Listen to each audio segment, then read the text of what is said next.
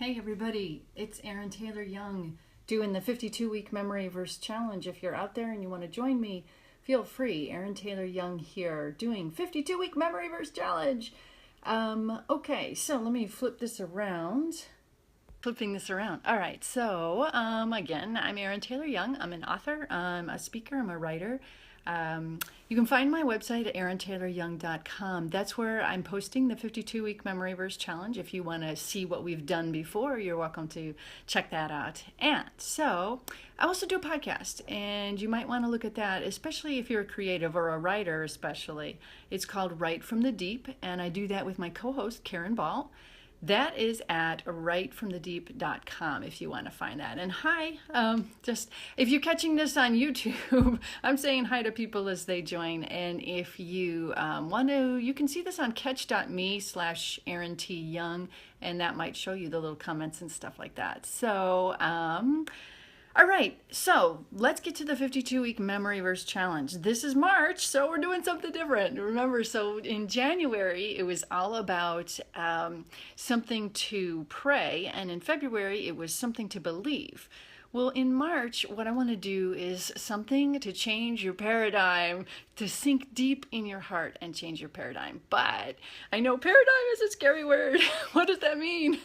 Okay, so my husband is a social psychologist, and so I've been married for like almost 30 years, and so I pick up some phrases here and there. Some of them my eyes glaze over, but this paradigm thingy is a totally useful concept, I promise you. So what is a paradigm? It's a theoretical framework that you use to make sense of your world, okay? It's like sunglasses. You can put sunglasses on and they help you see some things better, but they also blind you to some things. Good sunglasses will blind you to UV light. That's always a good thing. So that's what a paradigm does, okay? Another maybe a good example of a paradigm is people thought the world was flat. And so everything that they did scientifically was sort of based on that assumption. Another paradigm was what about when everybody thought the sun, oh, good morning. Oh, hi. Yeah. Okay. I'm glad that Kara mentioned this. So I'm talking about paradigms and it's all fun. Okay. So a paradigm again is how you make sense of your world. And another good way to think of a paradigm is a boat. Okay. This is your boat of reality. Okay. So you are in this boat of reality. Now, a good example of a paradigm would be when they thought that the earth was in the center of the universe and the sun revolved around the earth, right? That was the way everybody thought. That's what the church taught. And when they started seeing data that didn't match that, and some of the astronomers are like, hey, we're looking at the stars and that doesn't make sense to us. And, first they're in trouble because shaking the boat is bad. Putting holes in your paradigm boat is a bad thing. Because here's the trick.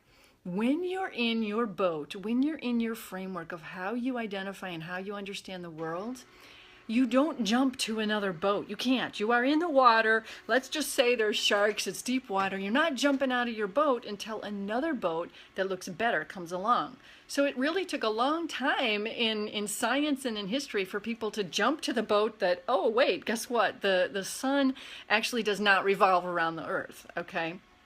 So why I wanted to talk about this verse today, and it's Matthew 11:28, and I'll read that for you real quick instead of flipping to it. Come to me, you who are weary and heavy laden, and I will give you rest.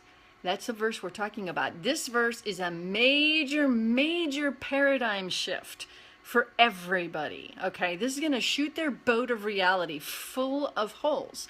Right before Jesus says this, he says something different in Matthew 11:27, and let me read that to you. This is what Jesus tells people. He's standing among the crowd, and this is what he tells them. All things have been committed to me by my Father. No one knows the Son except the Father, and no one knows the Father except the Son, and those to whom the Son chooses to reveal him. Okay, so what just happened was Jesus just blew holes in their boat because he's saying, you guys, you Jews, you think you know God, but you don't. You don't. I know God. And you can't know God unless you know me because I'm the one that's going to reveal God to you. So, okay, this makes them very angry. This makes them very, very, very upset, right? They had a system, and their system was a very heavy laden. It was burdensome. It was burdensome. They had these rules, and if you followed all these rules, and they added, okay, they added so many rules on there. And they said, you know, if you follow all these faster than you can, you know, sin, then maybe you're good, and maybe you're going to go to heaven. And that's not the way Jesus wanted it to be. So what does Jesus tell them? He blows their boat up by saying, you don't know God at all. Here am I know God. I'm the one that is going to tell you how to find God. And then he goes, he tells them this, come to me, you who are weary and heavy laden, and I will give you rest. So he's offering them a new boat. He blew theirs out of the water and he said, come into my boat. I've got the way. And what he's offering in the rest, that needs to be understood as he's offering peace and assurance of salvation. That's what he's offering them. So, I agree, hearts, right? So this is the paradigm shift for them. It's not a system, it's God, Jesus, and a relationship.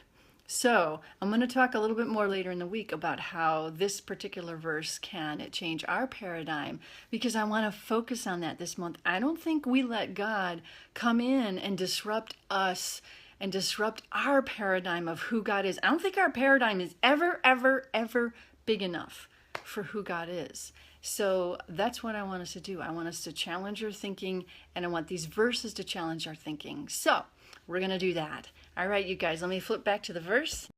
One more time for everybody. Come to me, you who are weary and heavy laden, and I will give you rest. Yes, thank God it's not a system. I am in agreement 100% with you. All right, take care. We'll talk to you later this week.